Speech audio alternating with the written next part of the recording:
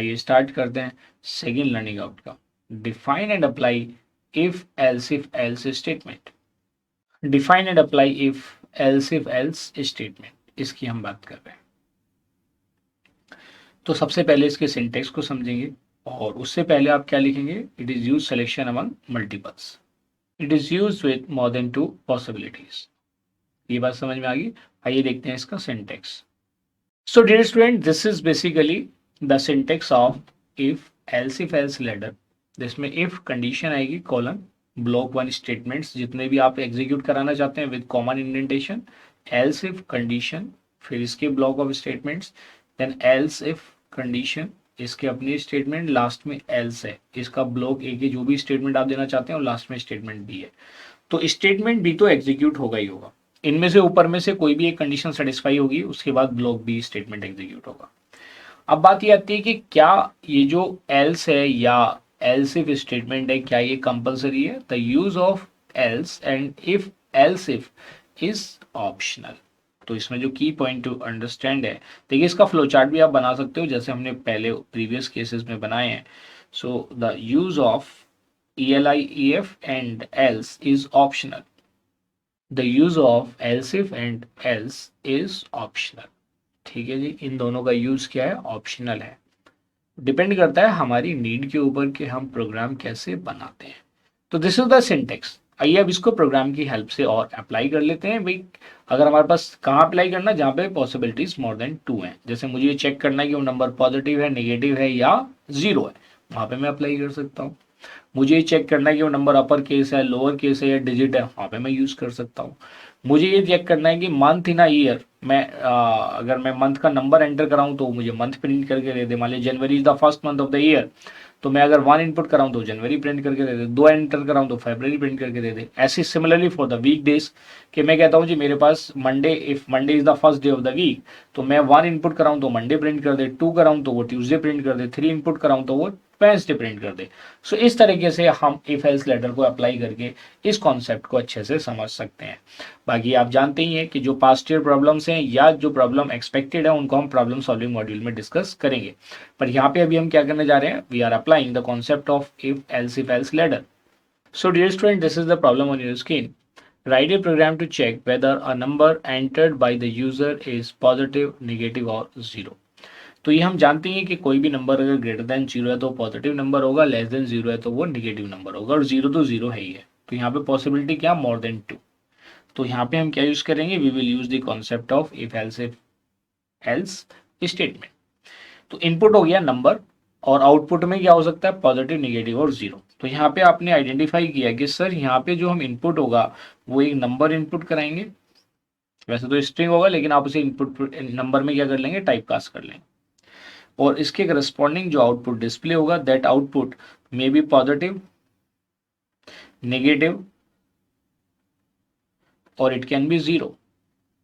क्या हो सकता है, ये 0 हो सकता है। आइए तो इसका प्रोग्राम बनाते हैं। Let us understand the program. तो सबसे पहले आप इनपुट कराएंगे नंबर, एंटर द नंबर, और इस नंबर को आपने इंटीजर में कन्वर्ट कर लिया, से आपने इसको असाइन कर दिया किसको, ए को। You have assigned it to ए।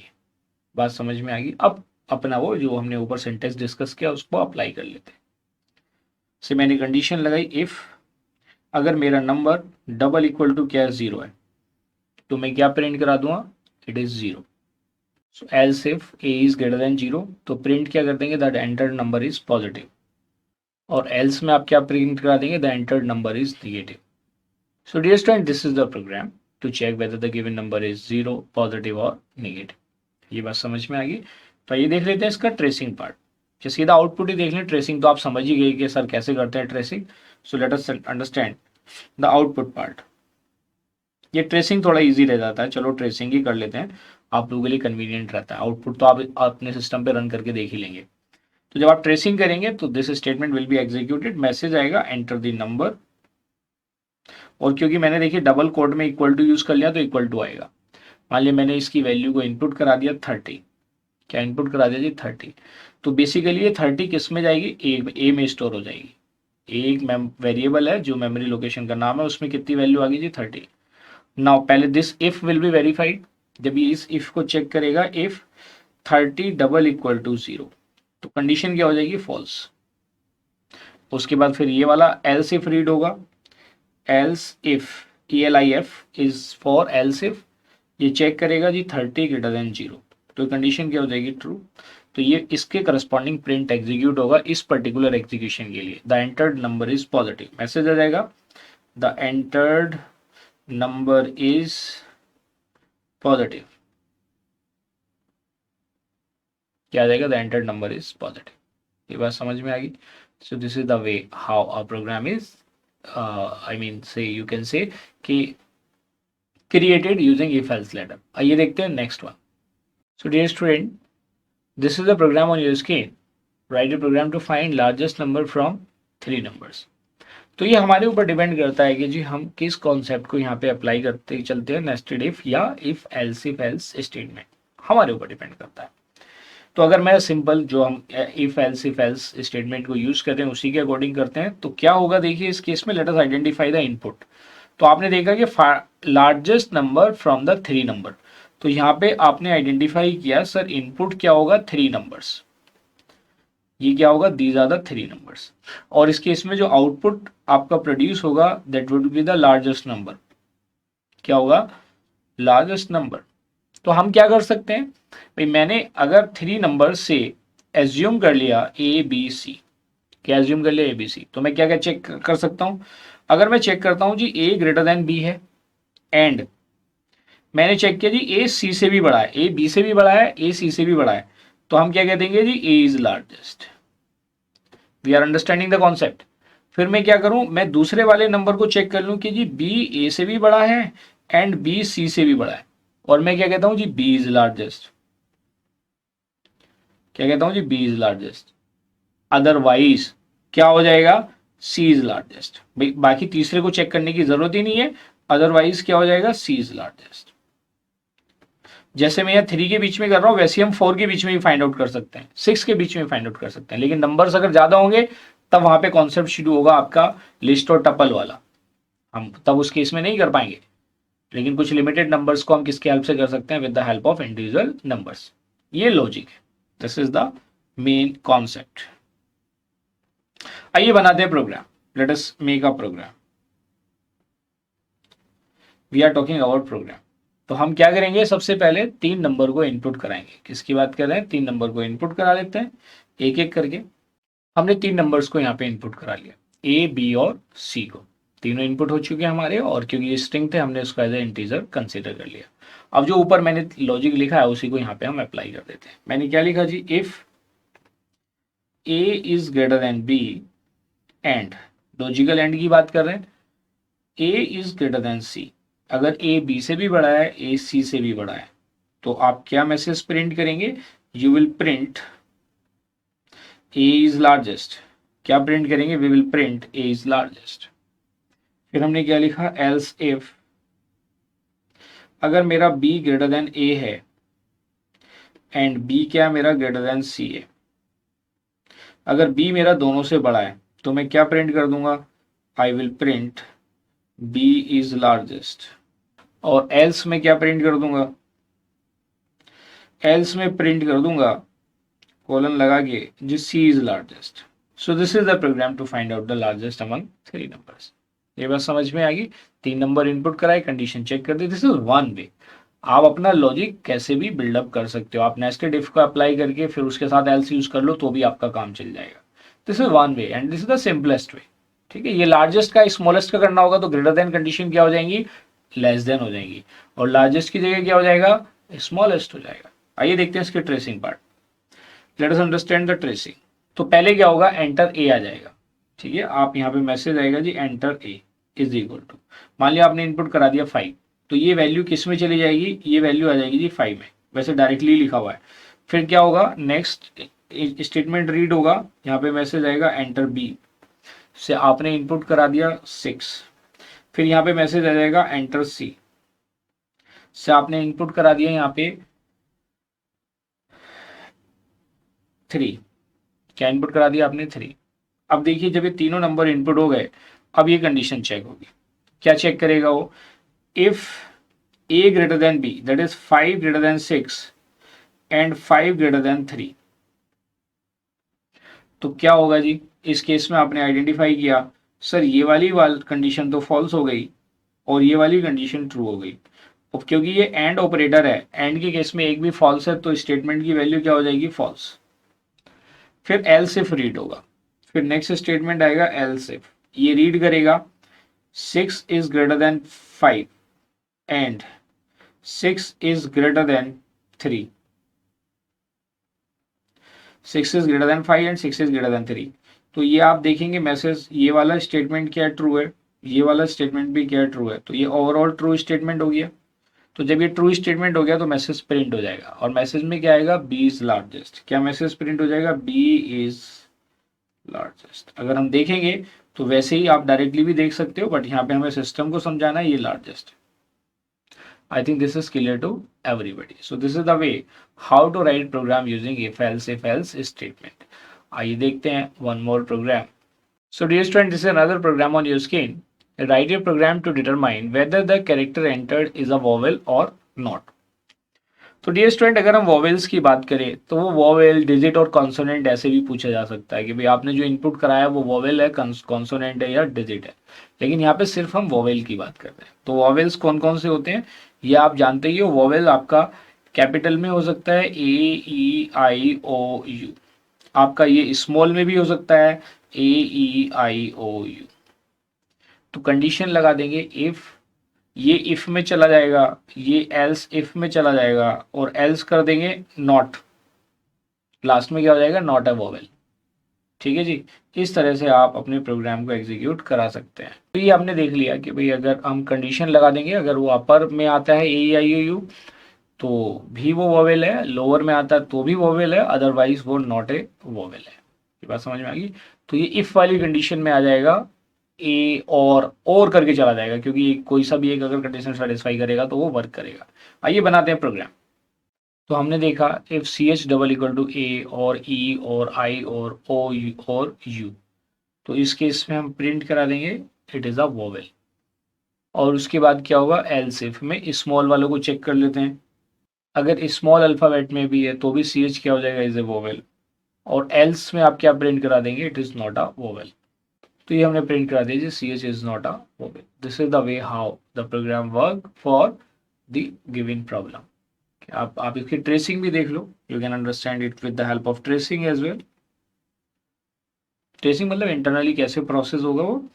तो आप सबसे पहले मैसेज आएगा एंटर द कैरेक्टर, सपोज करो आपने स्मॉल यू इनपुट करा दिया, ठीक है, स्मॉल यू इनपुट करा दो, चलो कोई बात नहीं जी, स्मॉल यू इनपुट करा दिया। और ये स्मॉल यू किस में जाएगा, सी एच में। बेसिकली ये वैल्यू हो जाएगी किसकी, सी एच की, क्योंकि जो भी आप इनपुट कराते हो एज ए स्ट्रिंग इनपुट होता है।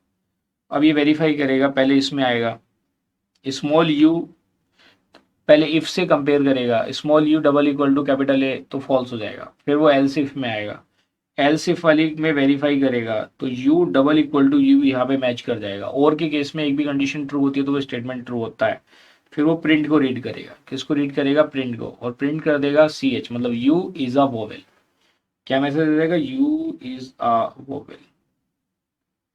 ठीक है, मैंने बस वो स्टेटमेंट लिखे नहीं क्योंकि बिगर स्टेटमेंट है, तो आप चाहते तो उसको भी आप लिख सकते थे। ठीक है, so this is the way how it works. एक प्रोग्राम और कंसीडर करते हैं जिसमें मैंने कहा था कि वीक डेज हैं, या आप मंथ और ईयर को भी प्रिंट करा सकते हैं खुद से। तो वीक डेज में मैं वीक डे नंबर इनपुट कराऊंगा और उसकी करस्पॉन्डिंग वीक डे को हम प्रिंट करा लेंगे। So let us consider one more example. So dear student, this is another program on your screen. Write a program that prompts the user to enter a number between 1 and 7 and then displays the corresponding day of the week. ये एक problem है। तो हम क्या करेंगे, वही simple एक day number को इनपुट करा लेते हैं और फिर उसको वेरीफाई कर लेंगे। If day double equal to 1, मैं एज्यूम कर लूंगा Monday is the first day of the week. मैंने क्या एज्यूम किया, Monday is the first day of the week. तो अगर Monday first day of the week है तो ट्यूसडे 2 हो जाएगा, वेंसडे 3 हो जाएगा, थर्सडे 4 हो जाएगा, फ्राइडे 5, सैटरडे 6 एंड संडे 7। तो चलिए प्रोग्राम बनाते हैं इसका। So dear student, this is the way. आपने एक नंबर इनपुट करा लिया 1 to 7 और आपने लगाना शुरू कर दिया if else ladder. If day double equal to 1 तो मंडे, डे 2 है तो ट्यूसडे। ये डिपेंड करता है, या तो एग्जामिनेशन में मेंशन करेगा which day is the first day of the week, sometimes Sunday is considered as the first day of the week, but अगर हम देखें वर्किंग डे के हिसाब से तो Monday is the first day of the week. तो आपके ऊपर डिपेंड करता है आप कौन से को फर्स्ट डिफाइन कर रहे हो। बाकी अगर एग्जाम में मेंशन है कि assume Sunday is the first day of the week, तो आप संडे से शुरू करेंगे। एल्स इफ अगर डे की वैल्यू कितनी हो जाएगी 3, तो ट्यूसडे के बाद आप क्या प्रिंट कराएंगे वेंसडे एंड देयर आफ्टर। और अगर डे इज इक्वल टू कितना है 4 है, तो आप प्रिंट करा देंगे थर्सडे, उसकी वैल्यू क्या आ जाएगी फ्राइडे। फिर ऐसे ही डे की वैल्यू अगर 6 है तो आप प्रिंट करा देंगे Saturday. In the same way D की वैल्यू अगर 7 है तो आप प्रिंट करा देंगे संडे। और लास्ट में एल्स आप मैसेज दे देंगे kindly enter the correct choice. तो इस तरह से आपका प्रोग्राम यहाँ पे कंप्लीट हो जाता है। आप इसकी ट्रेसिंग भी देख सकते हो, you can see the tracing part. तो ट्रेसिंग के केस में क्या होगा, सबसे पहले आपका जो इंटरप्रेटर है वो रीड करेगा इस स्टेटमेंट को, एंटर एनी नंबर 1 to 7। जैसे हमने दिया होगा मैसेज वैसे ही डिस्प्ले होगा। मान लिया मैंने इनपुट करा दिया 5, क्या इनपुट करा दिया जी 5, और ये 5 जो वैल्यू है वो किस में जाएगी day, basically this is day is equal to 5। तो एक एक करके रीड करेगा, पहले वो इफ को रीड करेगा, देखेगा कि क्या 5 डबल इक्वल टू 1 है, इस पर्टिकुलर एग्जीक्यूशन की बात कर रहा हूं मैं, तो ये क्या हो जाएगा फॉल्स। फिर ये चेक करेगा कि क्या 5 डबल इक्वल टू 2 है, ये भी क्या हो जाएगा फॉल्स। फिर वो चेक करेगा कि क्या 5 डबल इक्वल टू 3 है, दिस इज आल्सो फॉल्स। फिर वो चेक करेगा कि क्या 5 डबल इक्वल टू 4 है, so this will also be false. फिर वो चेक करेगा कि क्या 5 डबल इक्वल टू 5 है, तो ये क्या हो जाएगा ट्रू, और प्रिंट क्या कर देगा फ्राइडे, यहाँ पे प्रिंट हो जाएगा जी Friday. So this is the way how if else ladder programming works. अब देखिए यहाँ पे मैं एक चीज आपको बताना चाहता हूँ which is most important part. मैंने आपको ऑपरेटर्स कराए थे, लॉजिकल ऑपरेटर्स मैंने यूज किए, लेकिन जो ऑपरेटर्स हम यूज करते हैं पाइथन में, उन ऑपरेटर्स की जगह डायरेक्टली एंड की जगह एंड ही लिखते हैं, और की जगह और ही लिखते हैं। उसकी जगह वो हम जो यू कैन से जो सिंबल्स हैं वो वर्क नहीं करते। You have to remember that part. So the key point, the most important key point to remember as a difference with C and C++. This is the most important part. I am writing it, then we will discuss it. So dear student, this is most important part. Unlike C, C++, Python uses and, not, or keywords in Boolean expressions rather than these symbols. तो लेकिन जो मैंने आपको programming कराई है उसमें मैंने ये आपको करके बताया। तो ये उन लोग तो समझ सकते हैं जो सी सी प्लस प्लस में हम ये यूज़ करते हैं, बट पाइथन जो सपोर्ट करने वाली बात है वो डायरेक्टली एंड, नॉट और कीवर्ड को सपोर्ट करता है। तो ये जो हमने ऊपर प्रोग्रामिंग करी थी, now you can understand it in a better way कि ये जो मैं और यूज़ कर रहा हूँ, जो पैरेलल लाइन लगा रहा हूँ, तो ये और की जगह आप क्या यूज़ करेंगे, you have to write this or as or. यहाँ पे आपको और लिखना पड़ेगा, you have to use or, these are or. ये सारे के सारे स्टेटमेंट देखिए मैं हाईलाइट कर रहा हूं, ये सब क्या होंगे, they will be treated as or, क्योंकि ये जो बुलियन एक्सप्रेशन है, इन द सेम वे जैसे मैंने कहीं पे एंड यूज कर रखा है, तो यहाँ पे जैसे ये एंड यूज कर रखा है, so it will be treated as and. क्या लिखेंगे आप, it will be treated as and. जब आप प्रोग्राम को एग्जीक्यूट करेंगे you have to write it as and. Keep it in your mind. ऐसे ही जो भी हमने ऊपर प्रोग्रामिंग करी है और जहां पे भी इस टाइप के स्टेटमेंट को यूज किया है ग्रुप में, वी नीड टू रिमेंबर कि पाइथन के केस में डायरेक्टली एंड और नॉट का हम यूटिलाइजेशन करते हैं। किसका, एंड और नॉट का यूटिलाइजेशन। जैसे यही प्रोग्राम है तो यहाँ पे भी क्या लिखेंगे आप, यू विल राइट एंड, यहाँ पे भी आप क्या लिखेंगे एंड, और यहाँ पे भी आप क्या लिखेंगे, you will write and. Always remember. देखिए ये मैंने इसलिए लास्ट में एज ए की पॉइंट लिखवाया है। Logically this is correct, but अगर हम देखें कि भाई हमें कैसे एग्जीक्यूशन कराना है पाइथन के साथ, then we have to use and. जैसे हमने यहाँ पे भी देखा, ऐसे ही अगर कहीं और पे भी हमने प्रीवियसली किया होगा, then you will understand it. जैसे मैंने यहाँ पे ये कोड लिखा था, that was corresponding to you can say your leap year, तो यहाँ पे क्या आएगा, यहाँ पे आप और यूज करेंगे, और यहाँ पे आप क्या यूज करेंगे, एंड यूज करेंगे, और एंड यूज करेंगे। रिलेशनल ऑपरेटर का कोई इफेक्ट नहीं पड़ता, बट बुलियन एक्सप्रेशन की बात है। ऐसे ही देखो मैंने यहाँ पे भी और लिखा था और यहाँ पे एंड भी लिखा था। In the same way let us understand it about. Is anything else left, no. और कोई ऐसी पॉसिबिलिटी है जहाँ पे हमने यूज किया है ना, so these are the possibilities. तो यू नीड टू अंडरस्टैंड कि जो बुलियन एक्सप्रेशन या इफ के अंदर जो हम स्टेटमेंट यूज करते हैं, वी यूज एंड और नॉट डायरेक्टली, जैसे हम इंग्लिश लैंग्वेज में करते हैं, rather than using the symbols. ये बात आपको समझ में आ गई। तो जो मैंने ट्रेसिंग पार्ट लिया है, तो ट्रेसिंग तो खैर there is no problem, it is also and, it is also and, और ये भी क्या है, एंड ही पार्ट है, it is also an and part. So this is the way how these corrections work, and I am very much sure कि इससे related कोई भी प्रॉब्लम आपके एग्जामिनेशन में पूछी जाएगी, आप उसे सक्सेसफुली अटेम्प्ट करेंगे and you will score the good marks. ये बात समझ में आ गई। तो ये सारी की सारी चीज़ें जो हमने यहाँ पे स्टडी करी थी, वो हमने एज ए करेक्शन भी यहाँ पे डाल दी। ये ठीक है। So these are the key points, always remember this part. और ये यूजुअली मिस्टेक स्टूडेंट से होती है जो सी प्लस प्लस प्रोग्रामिंग भी करते हैं और वो इसके अंदर आ जाते हैं। So always remember this part. So dear student, in this way we have achieved our second learning outcome. Now you are able to define and apply if else statement.